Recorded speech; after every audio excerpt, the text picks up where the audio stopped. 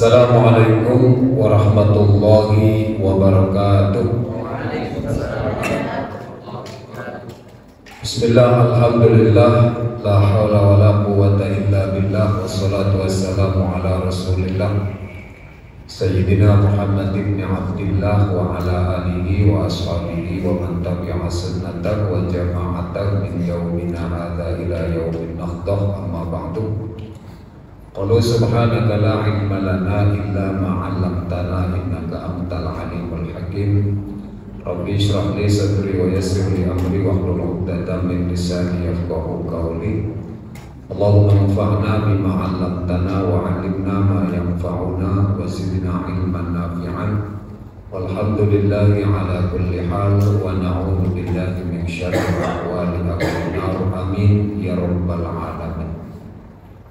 Yang saya hormati para pejabat di lingkungan Kementerian Agama Provinsi Kepulauan Riau, yang saya hormati Bapak Ibu sekalian yang hadir pada kesempatan pagi hari ini. Alhamdulillah di hari ketiga pertemuan kita masih membahas mengenai fikih toharoh, di mana fikih ini kalau kita berbicara fikih di madhab manapun itu akan selalu berbicara tentang 4 hal. Yang pertama adalah fikih ubudiyah. Ini mencakup toharoh, mandi, tayamum, berwudu, kemudian masuk ke sholat, masuk ke zakat, masuk ke puasa, masuk ke haji. Itu namanya fikih ubudiyah. Biasanya setelah fikih ubudiyah selesai, fikih akan berbicara tentang fikih muamalah, jual beli, sewa menyewa, gade menggade, berbagai macam akad. Itu ada di fikih muamalah. Yang ketiga, setelah fikih muamalah selesai, biasanya fikih akan berbicara tentang fikih munakahat, mulai dari khitbah, ta'aruf sampai nikah, ada nggak cocok, ada talak, ada khulud dan sebagainya. Itu domainnya fikih munakahat.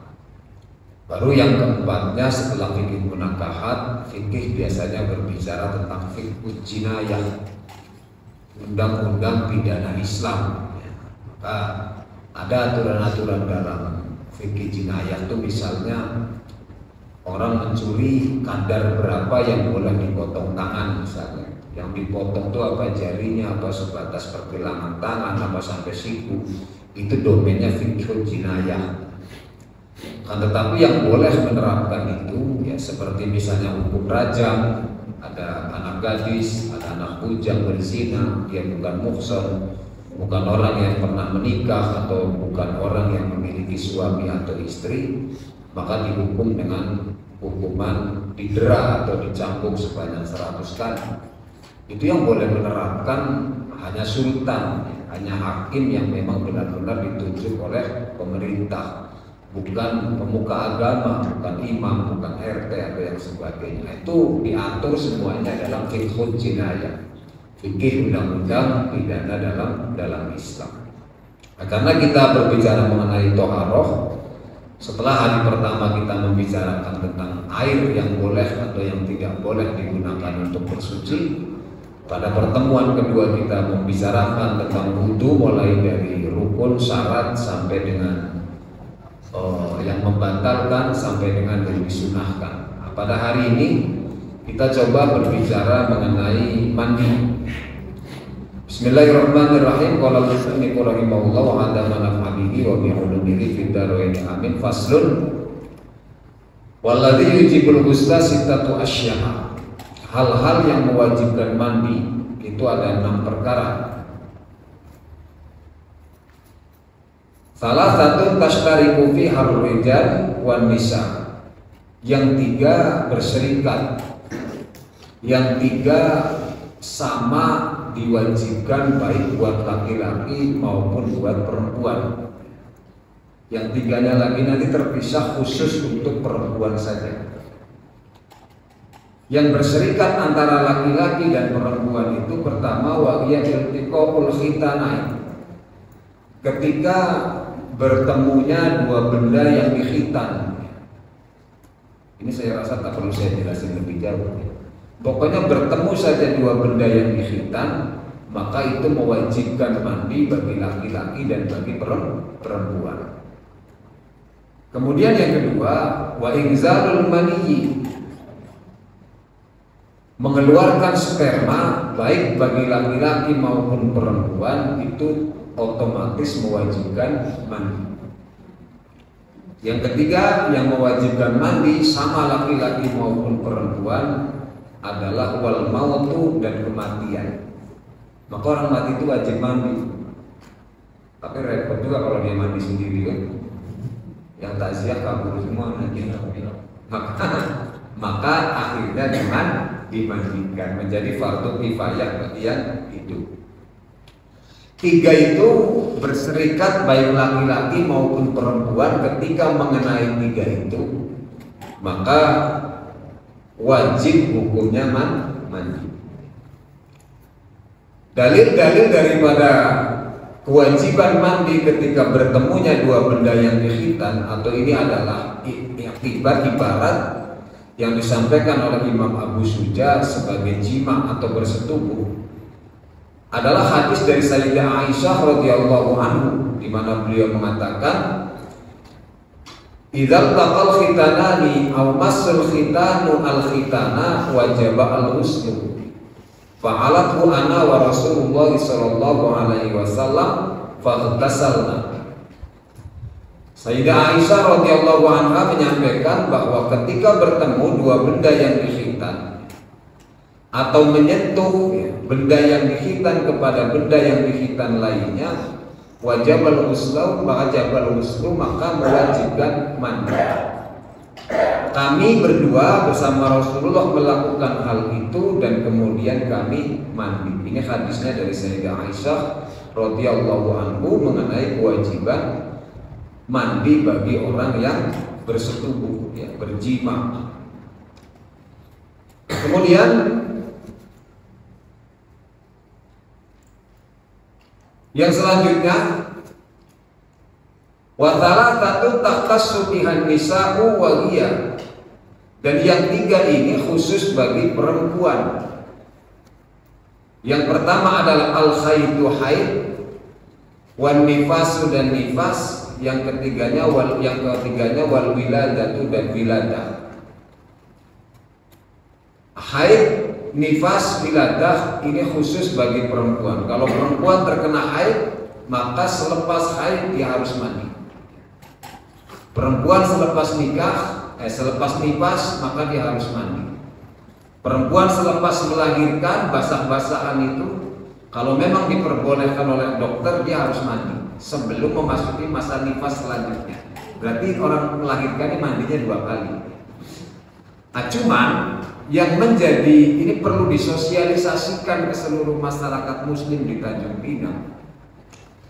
Ada stigma bahwa perempuan itu selesai nifasnya harus lepas hari 40 hari. Nah, ini yang penting nih. Padahal dalam mazhab Syafi'i ada masa nifas yang paling sebentar, ada masa nifas yang ghalib yang pertengahan umum terjadi pada perempuan, ada masa nifas yang paling lama. Ada perempuan yang nifasnya hanya sebentar. Kalau dalam bahasa fikih Imam Syafi'i itu lahdotan, 1 kali netes saja. Berarti setelah melahirkan keluar darah, setelah darah selesai tidak lagi mengeluarkan darah, berarti perempuan itu sudah suci.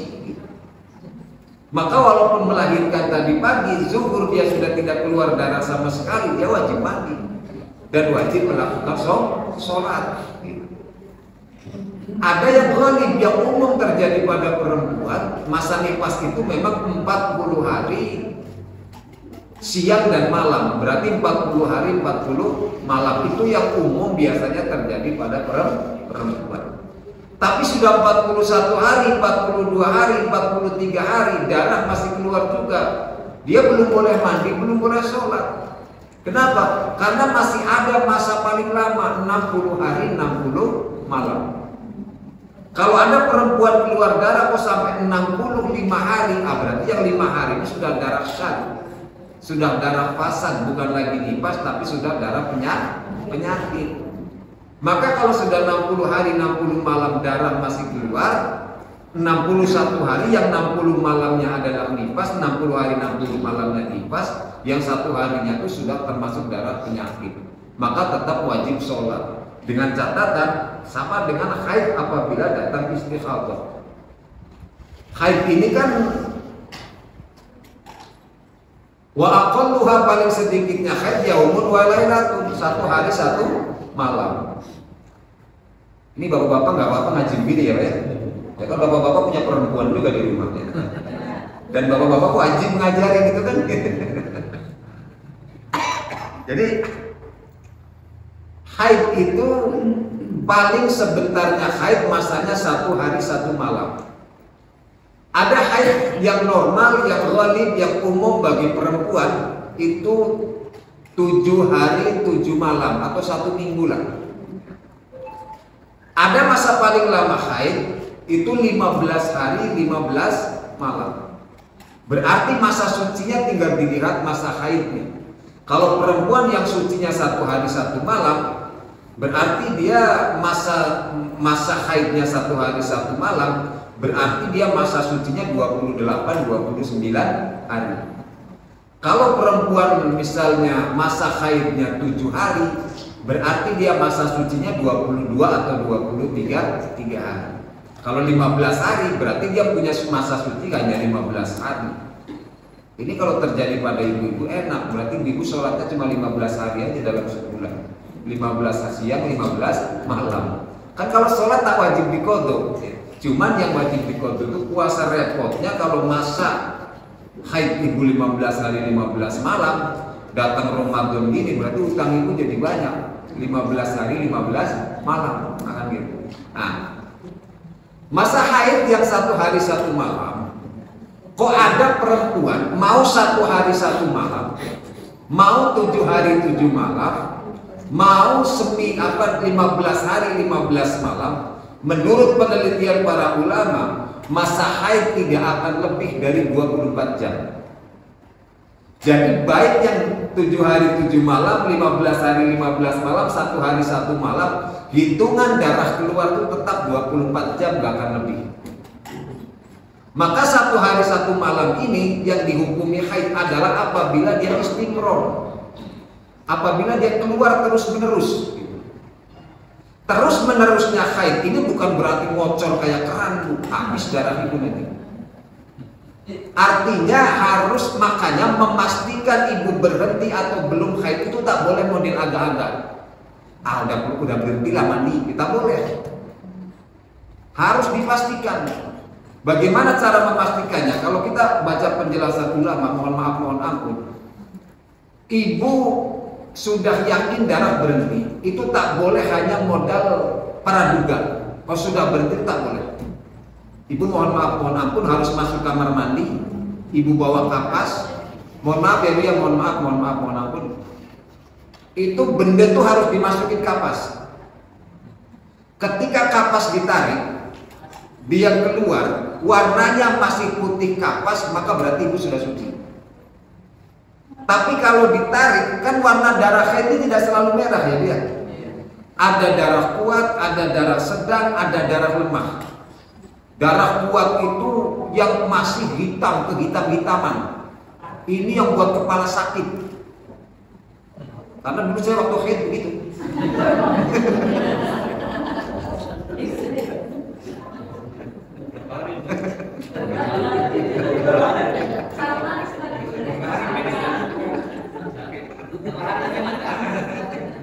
Jadi ini darah kuat itu darah yang warnanya agak kehitam-hitaman. Itu biasanya di masa-masa keluar darah itu agak hati-hati aja bapak-bapak tuh ya. Karena sensi sekali perempuan. Perempuan saya di rumah gitu juga sebenarnya. Kalau baru-baru haid sehari 2 hari itu jangan sentuh dia lah. Kalau disentuh masalah jadi panjang lebar urusannya. Karena memang dia lagi mengeluarkan darah kuat. Ada darah sedang tuh hampir kemerah-merahan. Ada darah yang lemah, ini macam-macam. Ada kadang kekuning-kuningan, ada kecoklat-coklatan, ada kekeruh-keruhan. Jadi kalau kapas itu ditarik masih ada bercak walaupun tidak merah darah, coklat atau kuning, berarti ibu jangan mandi dulu. Berarti ibu statusnya masih haid. Tapi ketika mohon maaf dimasukkan kapas sedikit, ditarik bersih murni kapas, berarti ibu sudah suci dan boleh mandi. Itu adalah cara mengetahui haid dan ibu wajib mandi setelah haid, baru ibu mandi. Karena hukumnya nih, kalau betul apa kata Pak Jarwo tadi, toharoh saja setahun, apalagi ditambah ngaji risalatul makhidnya. Itu 6 bulan nggak selesai ngaji risalatul makhid itu. Karena gini, haid ini perkara yang cukup rumit ibunda sekalian. Haid nifas ini perkara yang cukup rumit untuk perempuan. Maka memang bahasanya sebetulnya harus khusus gitu. Dia harus pakai table, pakai hitungan. Saya ngajarin istri di rumah sampai kelahi. Karena istri saya santri juga Pak, cuman dia kurang matang ngaji itunya gitu. Dia yang sakit itu kan ketika dia jawab, alah makin pernah haid aja katanya gitu. Itu kan sakit kita jelasin tapi kita nggak pernah ngalamin. Laki-laki kan gitu Pak, kalau masalah fikih. Maka akhirnya jelasin secara keilmuan. Memang risalatul makhidnya hampir 6 bulan biasanya baru selesai kalau di pesantren. Tapi secara global ada 2 pendapat gini Bu, karena perempuan akhir zaman ini kan makanannya sudah macam-macam, obat-obatannya sudah macam-macam, sehingga yang ghalib seperti Imam Syafi'i sampaikan 7 hari 7 malam, 1 hari 1 malam, 15 hari 15 malam, itu tidak selalunya terjadi pada perempuan akhir zaman. Apalagi mohon maaf mohon ampun ibu-ibu yang ikut KB, itu kadang-kadang pasca KB itu ada yang setahun tak pernah keluar darah, gitu ya Bu ya? Gak apa-apa, saksinya ibu Pak. Ada yang setahun gak akan, ada yang kadang sampai 2 tahun tak pernah datang menstruasi gitu. Tapi sekalinya datang itu tidak lagi teratur katanya.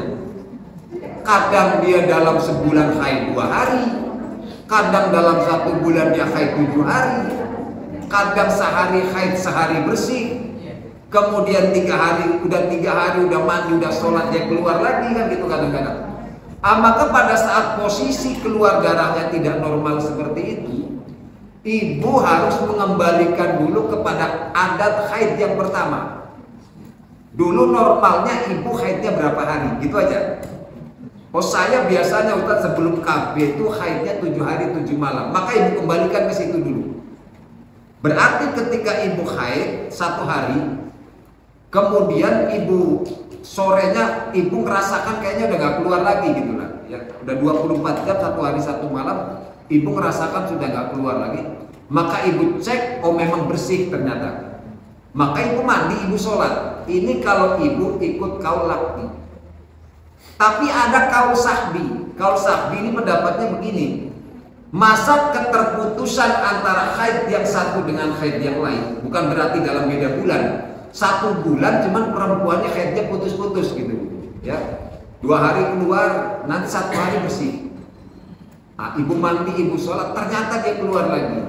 Kalau menurut kaul yang kedua ini, masa jeda antara keterputusan haid ini tetap dihitung sebagai haid. Jadi artinya ibu nggak perlu mandi dulu gitu. Ya mandi juga lah biar nggak bau. Maksudnya mandi besarnya itu nggak usah gitu. Masa iya haid seminggu nggak mandi seminggu, macam mana suaminya baunya di rumah itu kan gitu. Artinya mandi tetap mandi, cuman bukan mandi untuk mengangkat hadas besar. Gitu. Ibu mandi. Kalau ibu mau ngikutin pendapat kedua, berarti selama jeda antara keterputusan darah itu tetap dihitung sebagai masa haid sampai adat haid ibu 7 hari 7 malam sampai. Karena kebiasaan haidnya 7 hari 7 malam tadi gitu.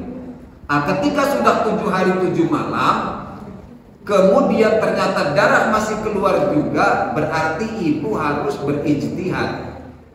Ijtihad dalam arti begini, apa ibu mau mengikuti adat haid yang lama atau jangan-jangan sudah ada perubahan, mengikuti yang paling lama 15 hari 15 malam.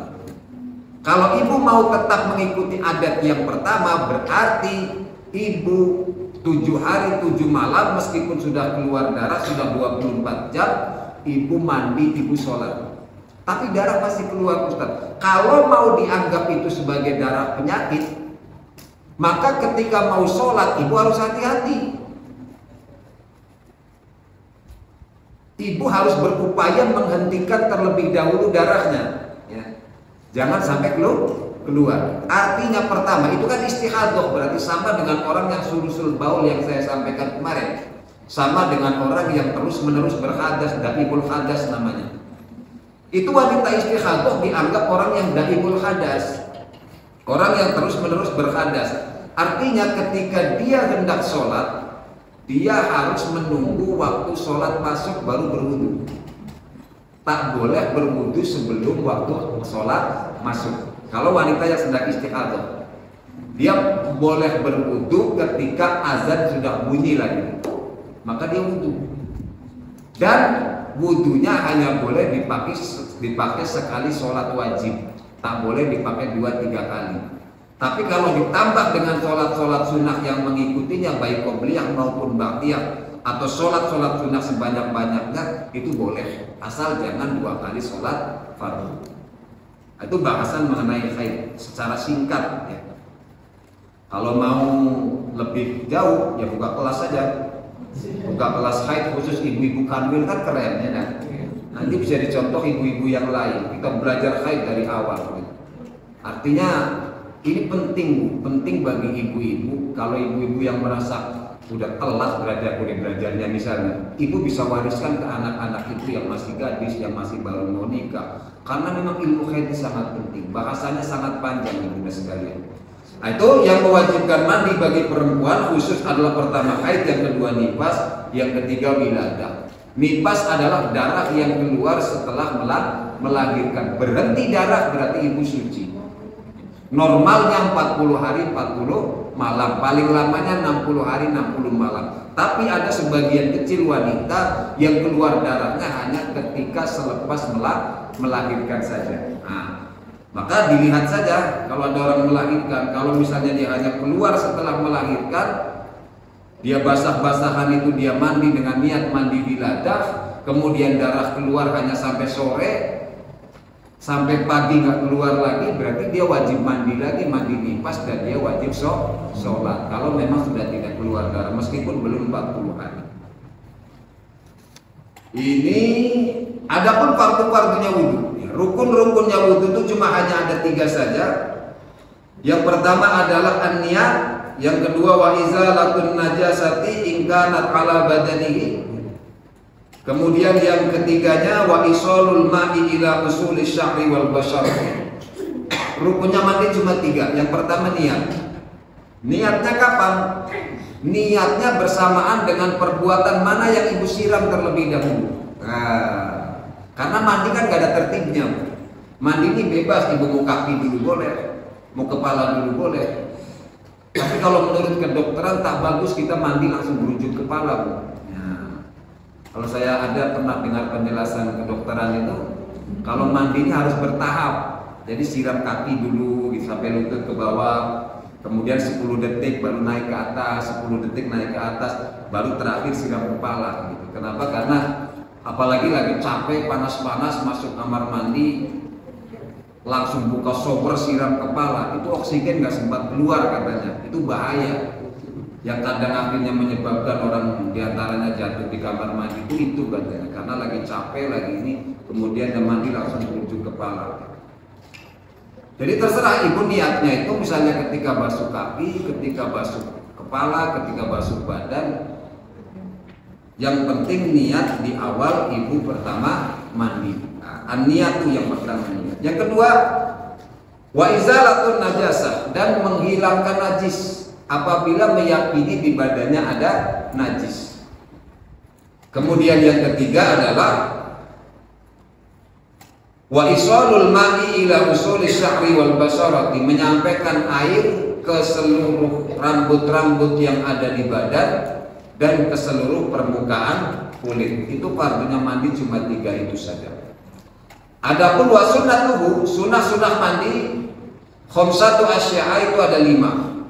Yang pertama at-tasmiyatu, baca bismillah sama dengan wudu, ya. Kullu amrin bibalin la yubda'u fihi bi bismillahi wa huwa aqta'un. Perkara-perkara baik yang tidak diawali dengan bismillah maka terputus keberkahannya. Karena mandi ini adalah perintah agama, maka juga disunahkan membaca bismillahirrahmanirrahim. Kemudian yang kedua, wa ghuslul yadaini, membasuh tangan qabla idkhaluhuma al-ina. Sama dengan wudu, sebelum kita megang gayung, sebelum kita masuk ke bab, ya, kita cuci tangan dulu sampai pergelangan. Sunnah yang ketiga, wal wudu'u qablahu, berwudu sebelum mandi. Wudunya wudu sempurna seperti mau sholat, disunahkan itu. Wudu kecuali kaki jangan dibasuh dulu. Itu sunahnya begitu. Jadi sampai ngusap telinga, kakinya nggak usah dibasuh dulu. Nanti basuhnya ketika selesai mandi. Kalau ibu sudah wudu di awal begini, maka nanti selepas mandi besar tidak perlu wudu lagi. Dengan catatan Bapak Ibu, ketika mandi tidak lagi melakukan hal-hal yang membatalkan wudu. Nah, jadi nanti selepas mandi, buang angin tidak, mohon maaf, nyentuh kemaluan dengan telapak tangan juga tidak, berarti kan wudunya nggak batal yang dibuat sebagai awal tadi. Maka selepas mandi selesai tinggal cuci kaki sebagai menyempurnakan wudu. Itu mandi sunah itu seperti itu. Sunahnya mandi itu seperti itu. Nah, kemudian wa imrarul yadi 'alal jasadi, menggosokkan tangannya ke seluruh badan, wal mualatu, dan terus menerus. Artinya dalam satu rangkaian berwudu, wa taqdimul yumna 'alal yusra, mendahulukan bagian tubuh yang kanan daripada bagian tubuh yang kiri.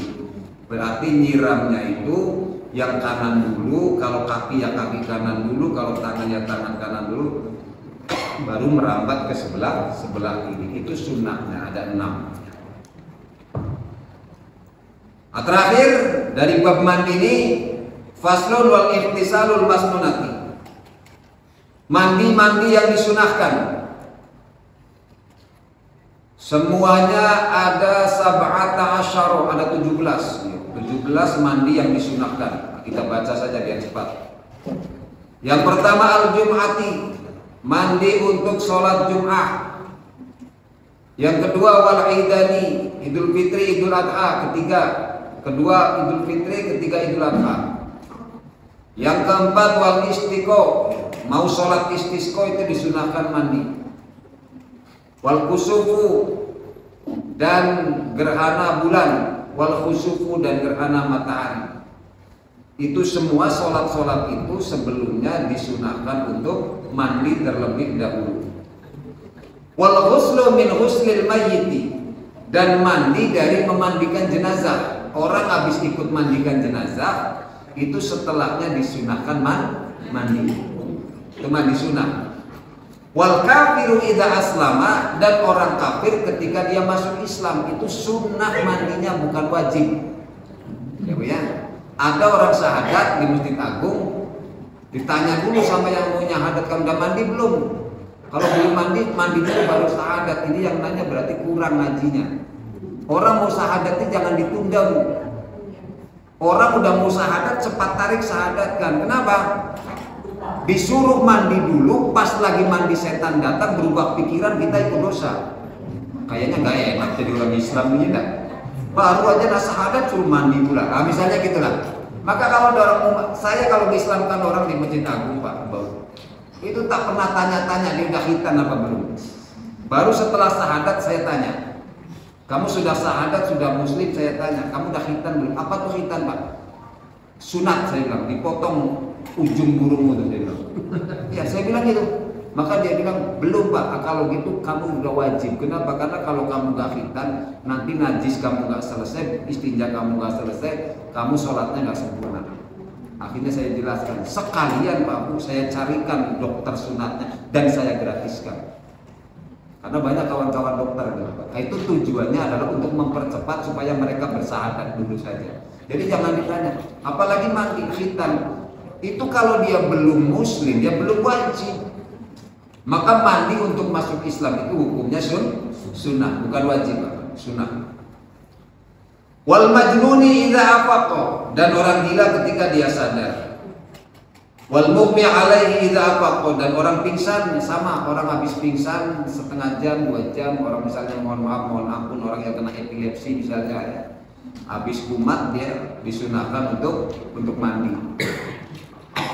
Wal ghuslu idzal ikhrami, dan mandi ketika mau ihram. Wa dukhulu Makkah, dan ketika mau masuk kota Mekah. Walil wukufi bi Arafati, dan mandi ketika hendak wukuf di Arafah. Walil rumiyal jimari, dan ketika hendak melempar jumrah at-talatu yang 3. Wa tawafu, dan ketika mau tawaf. Ini diantara mandi-mandi yang disunahkan. Dari perkara-perkara mandi yang disunahkan ini, Bapak Ibu sekalian, kita dapat melihat konsep dalam Islam ini.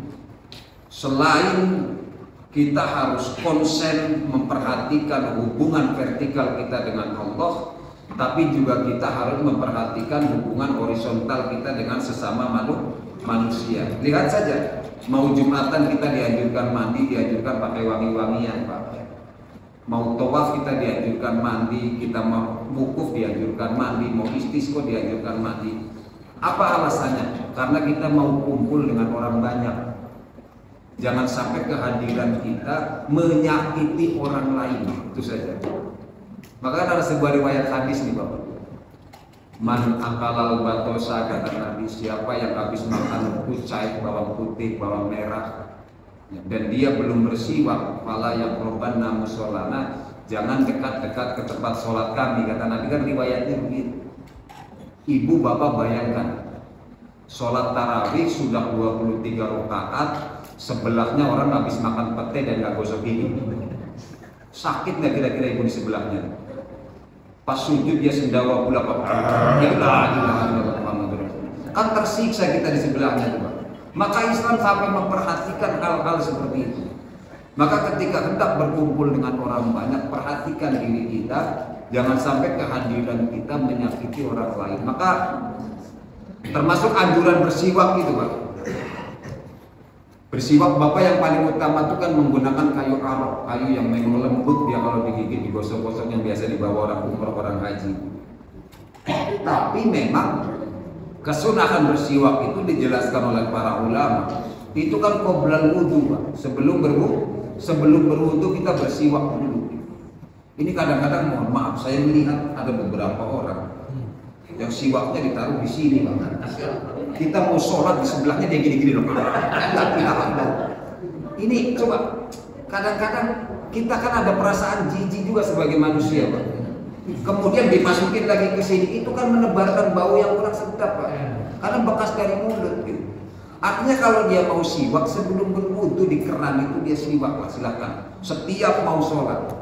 Karena memang Nabi menyampaikan, lau asaqqa li ummati, seandainya tidak takut memberatkan umatku, pasti akan aku perintahkan mereka bersiwak setiap hendak sholat. Maka kalau dia mau mempraktikkan hadis itu silakan. Sebelum berwudu dia siwakan dulu, baru berwudu selesai. Masuk ke masjid sudah beres gitu loh. Ini zaman dalam masjid kita boleh kita ada mutaklim. La ilaha illallah. Kadang-kadang mengganggu itu Pak, mengganggu terus terang saja. Apalagi dengan aromanya dan sebagainya. Gitu. Nah, ini saja mungkin Bapak Ibu sekalian dari bab bersuci, mulai dari mungkin besok pertemuan besok kita bahas tayamum sebagai penutup. Ya. Hari ini kita bahas masalah mandi, mulai dari fardunya, rukunnya, sunah-sunahnya, dan mandi-mandi yang disunahkan. Nah, 15 menit masih tersisa, barangkali ada yang ingin didiskusikan. Kita buka tanya jawab. Baik, Bapak-bapak, Ibu, sudah dipaparkan tadi tentang masalah toharoh, tentang mandi wajib, ya, mandi sunnah, ya kan? Jadi untuk itu saya yakin dan percaya ini pasti banyak hal-hal yang perlu dipertanyakan, ya kan? Karena ini masalahnya ini menyangkut dengan masalah mandi. Nah, masalah mandi yang wajib, nah, kan? Hanya kita orang Islam aja yang wajib mandi, yang lain nggak mandi, ya kan? Maka untuk itu kita buka termin tanya jawab. Silakan. Pak pertama, Pak Kabin. Nah, ini mungkin masalah mandi. Sudah untuk haji ini sulit kota Mekah. Pak Kabin, kemudian ada ibu-ibu, nggak usah segan. Ini kita susah menghadirkan beliau ini. Ya, dia padat jadwalnya. Ya, ibu ya, satu orang dari ibu. Ada lagi Tuti, Ami, dan baik. Sementara dulu ya, Hadijah ya, Hadijah ya. Kita silakan ada 3 orang juga kepada Pak Kabin. Terima kasih. Assalamualaikum warahmatullahi wabarakatuh. Terima kasih Ustaz, kesempatannya ada 2, mungkin mewakilkan yang sekat-sekat tanya ya. Pertama, perempuan sudah haid itu kan itu tadi harus dipastikan jelas itu kan. Nah, di masyarakat mungkin terutama yang muda-muda ya mungkin ya, sudah habis haid itu dia kan wajib mandi tuh. Tapi ada juga beberapa orang tuh tanggung katanya. Pas nak mandi itu kan apa suaminya pak kebelat gitu kan. Jadi sekali mandi aja lah gitu kan. Jadi boleh enggak hubungan suami istri sebelum mandi itu, karena nanti sekali aja mandinya gitu. Gitu ya, kita ya tanggung katanya. Jadi mandinya 2, apa boleh atau tidak gitu. Yang kedua, mengenai perempuan ibadah haji. Ya, jadi sebagian orang kalau dia tidak mau rumit, dia makan obatan, obat penahan haid itu, supaya lancar. Tapi kenyataannya, rupanya karena pernah beribadah, bukan lama lancar, makin tak jelas itu haidnya rupanya. Pas haid, dia keluar tidak pun keluar dikit gitu kan, selama lebih 10 hari itu. Jadi kita harus memutuskan juga ini haid atau tidak. Nah, akhirnya sampai 20 hari kan. Jadi macam mana menghukuminya? Apa dia sudah macam mana, haid atau tidak itu atau bagaimana? Karena tambah tak jelas haidnya gara-gara makan obat. Terima kasih.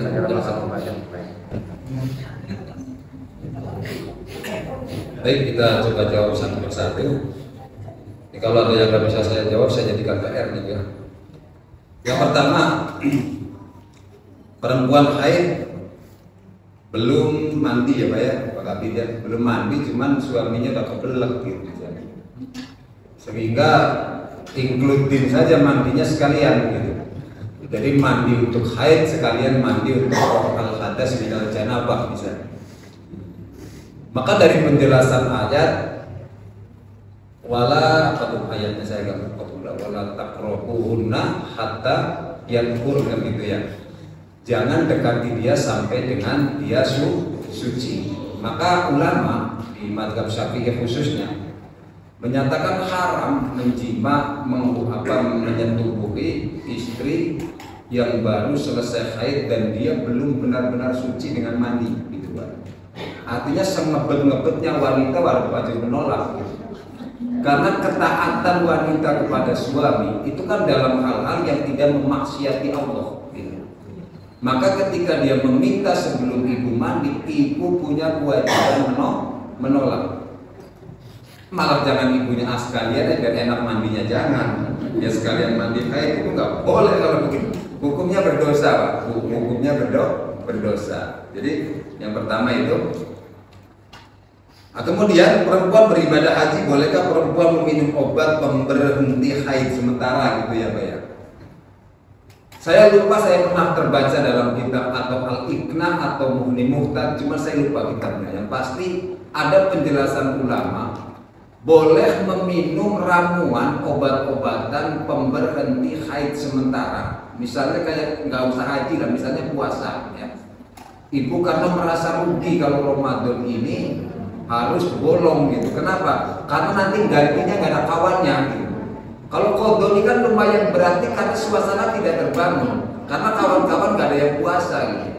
Maka ibu sebelum Ramadan mencoba minum obat agar haidnya tidak datang sementara ini selama 1 bulan. Ulama berpendapat ibu harus konsultasi ke dokter dulu. Kalau dokter memastikan meminum obat pemberhenti haid sementara ini aman, maka ibu boleh mengkonsumsinya. Tapi ketika dokter menyatakan, Bu, haid itu kalau diberhentikan nanti efeknya begini, ibu maka tak boleh mengkonsumsi obat pemberhenti haid. Karena apa? Karena ini kan hubungannya dengan kesehatan, Pak. Jadi harus tenaga kesehatan yang memutuskan. Tapi kalau sekiranya dokter menyatakan minum obat pemberhenti haid aman-aman saja, maka ibu boleh mengkonsumsinya. Tapi ternyata, ini pentingnya mutawif haji atau TPH dan petugas haji itu harus paham fikih lintas mazhab. Kayak misalnya, taruh Bapak misalnya bawa rombongan umroh saja lah sebelum haji. Umroh itu kan waktunya sangat terbatas, Pak. 11 sampai 12 hari pulang pergi biasanya traveling. Perempuan ini di Madinah dia aman 4 hari. Ternyata ketika masuk Mekah datang haid. Di hotel dia baru cerita, Pak Mutawif kami datang haid. Waduh, kalau dalam mazhab Syafi'i wanita haid jangankan kok ikut tawaf masuk Masjidil Haram aja kan nggak boleh. Lubsu fil masajid begini ini kan nggak boleh kalau lagi haid dalam mazhab Syafi'i. Sementara mohon maaf mutawifnya belajarnya hanya mazhab Syafi'i, bahkan tidak membaca perbandingan mazhab dalam mazhab Syafi'i. Ada seperti Imam Al-Muzani dan yang lain, itu ada pendapatnya memang agak berbeda sedikit, walaupun masih satu koridor dalam mazhab Syafi'i. Maka ketika perempuan seperti itu solusinya gimana? Ya sama dengan yang saya sampaikan kemarin. Ada mazhab Maliki. Mazhab Maliki tidak mensyaratkan wanita tawaf itu harus suci dari hadas kecil hadas besar. Ini solusi, Pak. Jadi gimana? Yang penting dipastikan darahnya tidak menetes di masjid. Kalau sekarang kan sudah aman, banyak alat-alat pengaman, pembalut dan yang lain-lainnya. Pakailah kalau lebih aman 2-3 lapis, supaya lebih aman misalnya. Karena Masjidil Haram ini nggak hati-hati betul. Kemudian setelah berpindah ke mazhab Maliki, tinggal wudhunya diajarin dari awal, pakai wudhu mazhab Maliki. Kan bedanya apa? Kalau dalam mazhab Syafi'i menggosok anggota wudhu kan hukumnya sunnah. Kalau dalam mazhab Maliki menggosok hukumnya wajib. Itu saja bedanya, Pak. Wudhu antara mazhab Syafi'i dengan mazhab Maliki. Jadi diajarin wudhunya pakai cara Maliki ya. Berarti kepalanya, kalau Maliki seluruhnya berarti. Kalau Hanafi kemarin kan 1/4. Kalau Maliki berarti semuanya. Baru sisa basukan kepala itu dalam mazhab Maliki diusapkan ke tengkuk. Diajarin cara wudhu Maliki, baru nanti dia aman. Berarti dia bertawaf, bersya'i, masuk Masjidil Haram itu menggunakan kaidah mazhab Maliki, aman dia, Bu. Dan dia boleh beribadah berarti kan. Kalau misalnya tetap bermadzhab Syafi'i, 6 hari dia di Mekah travel dan mau balik. Masa iya ke Mekah tak jadi umroh? Mau jalan-jalan aja, kan kesian gitu. Maka ya itu tadi mutawif harus paham dispensasi dalam berbagai macam mazhab. Itu yang kedua. Gitu ya, Pak Kabit. Yang ketiga, ini lebih kurang aja pertanyaannya, kewajiban setelah nifas melayani suami bolehkah? Tak boleh ya, Bu ya. Ini pertanyaan ketiga sama dengan pertanyaan Pak Kabit yang pertama, sebetulnya hukumnya haram ya. Melayani suami dalam hal kebutuhan biologisnya sebelum ibu mandi besar itu hukumnya haram. Kemudian minum obat haid juga hampir serupa ya, Bu ya. Pertanyaannya sudah saya jawab. Yang kelima, Bapak ketika sudah berwudu dalam mandi kemudian tidak perlu mengulang wudu ketika sebelum mandinya berwudu sunnah terlebih dahulu, selama dalam mandinya tidak melakukan hal-hal yang membatalkan wudu. Apa hal-hal yang membatalkan wudu? Kan diantaranya menyentuh kemaluan, mohon maaf, atau menyentuh khilaf duburi, lingkaran mohon maaf jalan belakang dengan telapak tangan. Tapi kalau menyentuhnya dengan selain bibatnil kafi ini, selain telapak tangan, maka tidak batal. Zaman modern gitu, Pak, mandinya pakai spons, Pak. Nah, gosoknya pakai spons kan aman tuh, kita nggak kena jadinya. Yang kena benda itu sponnya. Nah, gitu kira-kira lah. Maka insya Allah kita wudhunya tidak batal. Nah, kan sponnya digosokkan ke sabun, baru digosokkan ke sini gitu kan. Jadi tangan kita aman gak nyentuh benda itu kan gitu.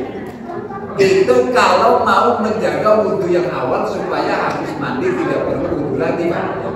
Tapi kalau Bapak ragu dengan hal-hal seperti itu, ala Ustaz, wudhu sunnahnya saya kerjakan, selepas mandi saya wudhu lagi sebagai wudhu wajib. Itu berarti Bapak best is the best. Yang terakhir, ada orang tidak pernah mandi wajib kemudian dia sholat. Aku kan tidak pernah, misalnya malam, mohon maaf, mohon ampun, mimpi basah. Bahkan pernah saya cerita nih, saya nggak sebut nama jadi nggak jadi aib. Kawan saya imam masjid, tapi bukan masjid agung. Kalau masjid agung nanti itu duduk saya pula. Jadi dia sudah ke masjid, Pak, sudah sholat, sudah ngimamin, sudah selesai. Balik dia baru ingat, tadi malam aku nih perasaan begini sama istri gitu. Dia langsung jadi imam. Itu pernah kejadian. Saya tak sebut nama, dan ibu jangan nanya siapa orangnya nanti. Tidak boleh. Itu aib.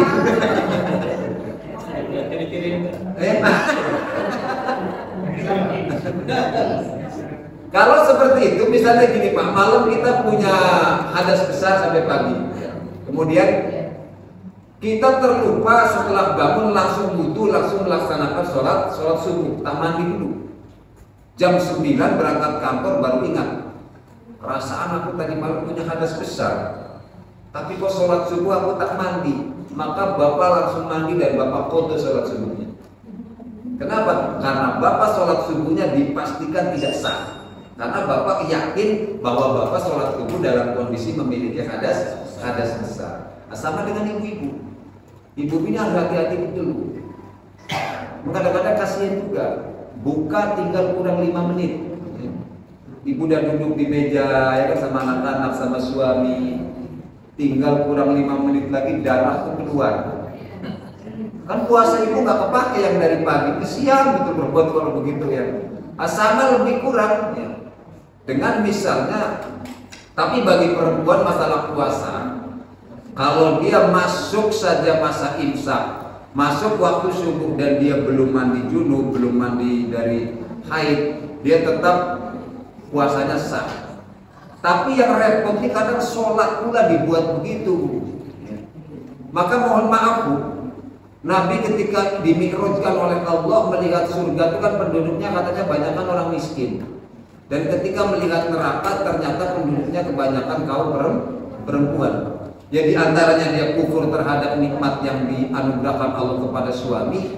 Salah satu sebabnya mungkin ini, dia sering menyepelekan antara batas suci dan tidak suci ketika haid. Contoh, ada perempuan berhenti haid waktu maghrib. Dia sudah mandi biasa tadi sebelum maghrib, asar dia mandi biasa bukan mandi wajib. Ketika maghrib datang dia yakin darah sudah berhenti, sudah tidak keluar. Kan harusnya dia mandi. Kenapa? Karena dia sudah wajib sholat maghrib, sholat isya. Dalam hati malah ini, besok aja lah subuh sekalian mandinya. Akhirnya apa? Tertinggal sholat maghrib dan sholat isya secara sengaja. Atau misalnya zuhur, ketika darah berhenti jam 11:30, darah berhenti jam 11, ibu kan wajib langsung mandi, langsung sholat.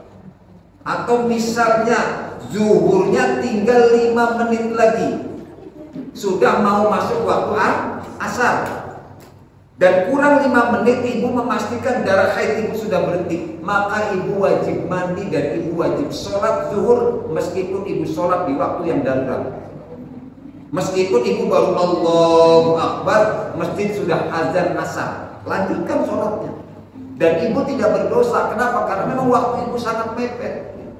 Ini yang sering disepelekan perempuan.